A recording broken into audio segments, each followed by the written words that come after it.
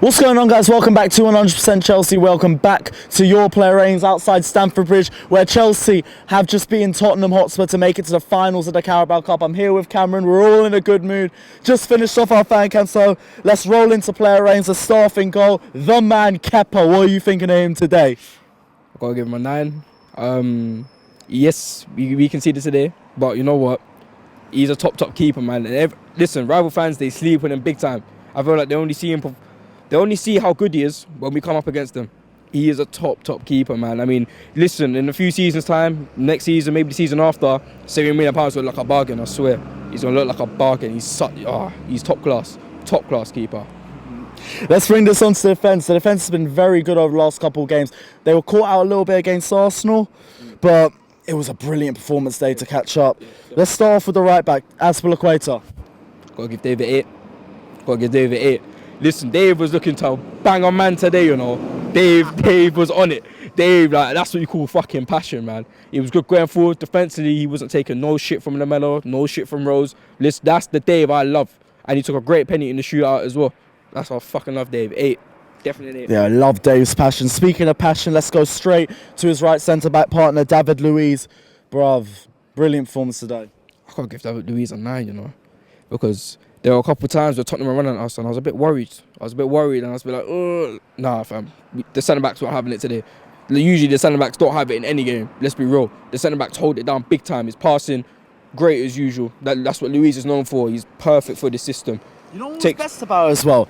The fact that Giroud was playing as target man, he had a long ball and he had a target to put it at. Yes, played it to, you'd think, we're attacking, we've got down the right-hand side, and you think, what the fuck are we doing? Why have we actually got the ball down the right-hand side? Why do we have all these men here? You see Luiz pop a pass over, Giroud gets the header, boom, Hazard's on the run. It's as simple as, like, it's that simple. I mean, his passing is so important to this team, and he needs to be in next season. Personally, for me, he needs to be in next season. I don't think a centre-back can come in and replace the personality in the dressing room, but also the player on the pitch. Exactly. You got to remember past season when we got rid of Leeds and we suffered as a result. But that's for another time. Let's go on to his centre-back partner, Rudiger. Passing, not as great as Luiz, but when you talk about intensity and passion and putting everything on the line, Rudiger shows up in these big games, and he did it again today. Yes, definitely. Rudiger, his passing isn't as amazing as Luiz, but trust me, that's a hard feat to catch up to. You know, you can't. Not a lot of centre-backs can pass the ball like Luiz can. Rudiger, he's the bigger man out of the two, in my opinion. If someone runs at him, he's gonna fuck you up. In the story, like, he's gonna get you. You know what I mean? Sorry for the swearing and that, but he's gonna get you. Yeah. So Rudy, he's got to get 8 for me. He's got to get an 8. Rudiger 8. Now left back. We've been calling for Emerson to start over Alonso for time. Look at that performance today. Long time I've been calling Emerson to get in this team, and you know what? I gotta give him a 9. You know, I gotta give him a 9 because you know what? I've been sick and tired of my left back trying to play left forward. Listen, the defensive line, we was able to spread out more. That's what I realised. We was able to spread the ball out more, hit the ball out to Emerson. The link up on the left-hand side was so much better today. It was so much better today. I'm going to pause you there. Link up. One of the things people have been criticising of Alonso, link up with Hazard. How do you think Emerson fared? He's like a winger. Bruv, he's like a winger. It's like a winger getting the ball. This brother knows best. No, I'm not moving, fam. Nah, fam. Drive round, cuz. Listen, he's like a winger. You don't take, listen, you get the ball to him, quick dribble like, listen, I ain't used to my left back seeing going past 1 man, 2 man, you know. I'm not used to it, but Emerson, boy, definitely a 9 for me today, because going forward, he's needed, and I think Sarri understands how important that is. I saw him say in the press conference after that, he's not there physically, and I can agree. End the game looked kind of fucked. But with the ball at his feet, it's there. It's there. He just needs to maybe bulk up a little bit. Stamina needs to get a bit better, but he's almost there. Would you want him to start over Alonso now? Not just yet, because yes, I understand that he is the better left back for this system. However, I do see Sarri's point with the physicality. Match fitness, I don't think is fully there yet. But I think that's because he's not getting games. Slowly put in. I wouldn't personally drop him straight in a big game. But Sunday, I play him again. I would play him again on Sunday. All right, come on, let's go into the midfield. Another player who's come under a lot of criticism, Jorginho.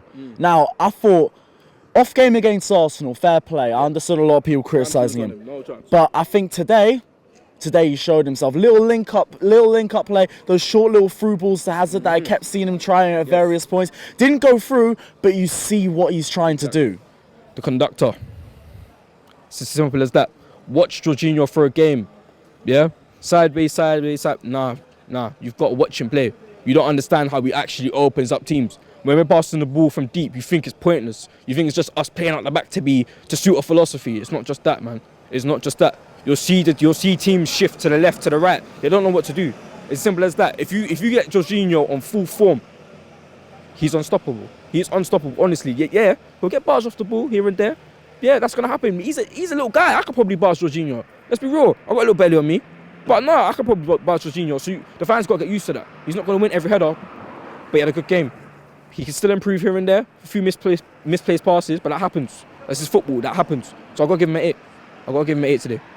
All right, let's go to a guy I really did want to talk about. Kante, the guy who ain't a box-to-box midfielder. The guy who's apparently DM. The guy who should be switching with Jorginho. Yeah, the holding midfielder. How was the holding midfielder today?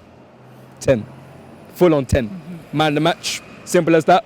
Listen, how can a man take a shot? Yeah? Holding midfielder, take a shot. I sent the ball through 3 man's legs. I thought it was 2. I watched the replay again. It was 3. It was 3, fam. 3 man's legs. And you man really want to talk about, he's a holding midfielder. He should play deeper. He can play Jorginho's position.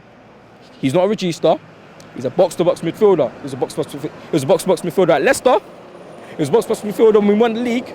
He was last season and he is this season. It's as simple as that. It's just that he's much better attacking this season. Under Conte, his passing got better. Under Sarri, his runs, they're there. Their runs are much, much better. 10 out of 10 performance, defensively and going forward. I agree. Kante, my man, the match. Ross Barkley. First half, I thought he was all right. Second half, I thought he started to slightly fall away from the game a little bit. I'm not going to say he had a bad performance. We've seen a lot worse. Yes, we have. But I think it was all right. Yeah. I got to give Barkley a 7.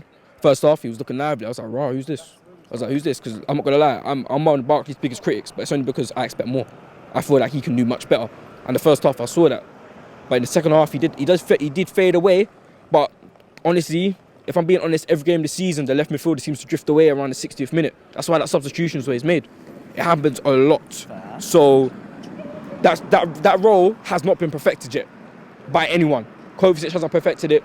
Ruben hasn't perfected it when he's played, and neither has Barkley. So that position needs to be worked on in training or at least in games, because the left midfielder isn't stepping up as much as he should be. But Barkley gets 7 from me today. Great performance. Right, let's go on to a right winger, Pedro. Pedro I thought was good today. I don't think he had a bad game. But I feel like within time in the second half, it made sense for him to come off. I felt like the game... I'm going to try to say in a way it makes sense. I think the game just wasn't suited to him as the second half went forward. Physicality was there today.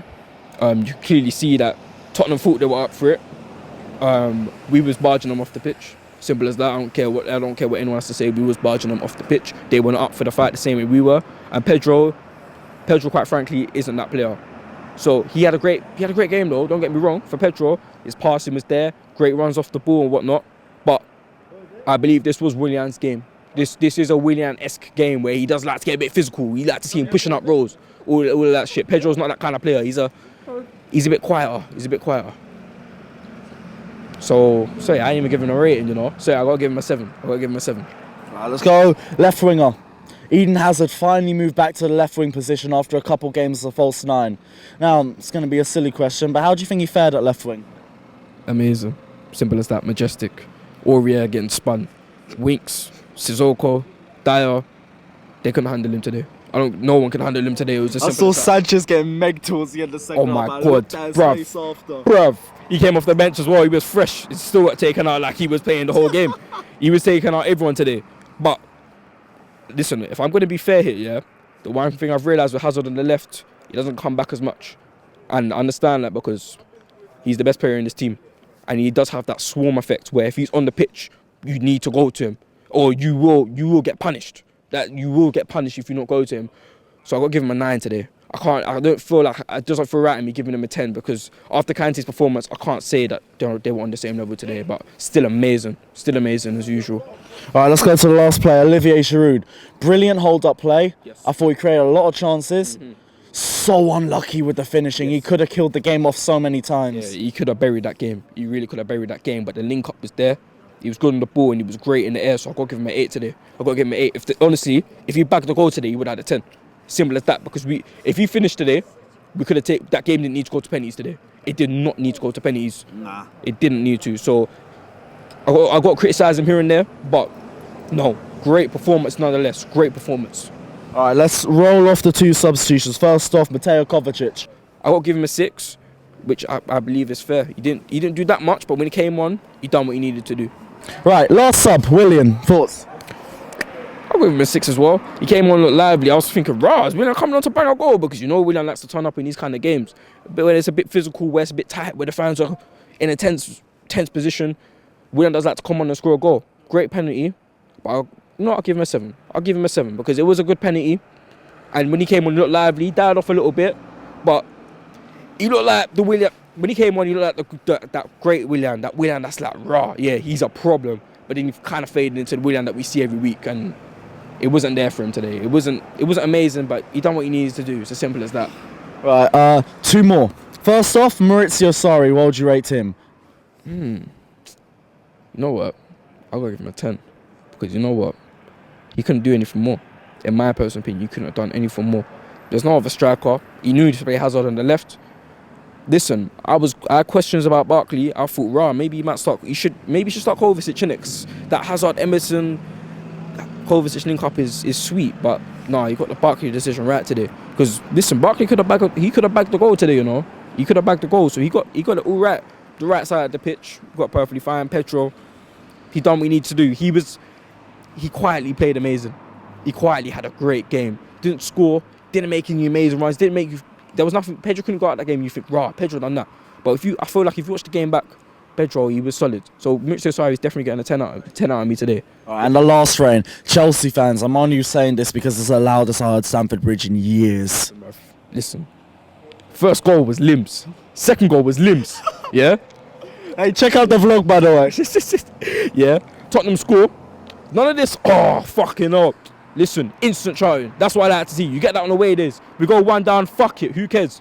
Listen, everyone wants to talk about history and all this shit, yeah? If we're a team so used to losing, but when we concede, I will chant. It's as simple as that. To bring the team back up, yeah? So try all the shit that you want. But Chelsea fans, on their day, we're fucking class. You cannot match us on our day. It's as simple as that. And Tottenham, that atmosphere, it fucked them in the head. It fucked them. They were not up for it. They were not up for it for today. It's as simple as that. So if I want to express myself, I feel like we was, oozing sauce. You know what I mean? So is that, it's as simple as that. You man ain't on it. But it's a perfect chance to send it right here. Guys, let me know if you agree or disagree with any of the ratings that we're giving for the Chelsea players here today. Don't forget to like and subscribe to 100% Chelsea. All social media links will be down in the comment section below. Don't forget to check out Cameron's personal YouTube channel, Cam's UTC, right? Yep, I need subscribers, please. Thank you. Give him subscribers. Check out his fan cam as well. You know Cameron. You know you're only going to get the best content with him. Again, don't forget to like and subscribe to Carefree Lewis G as well. Don't forget to like and subscribe to 100% Chelsea. And we'll see you guys at the final. Tottenham aren't there though.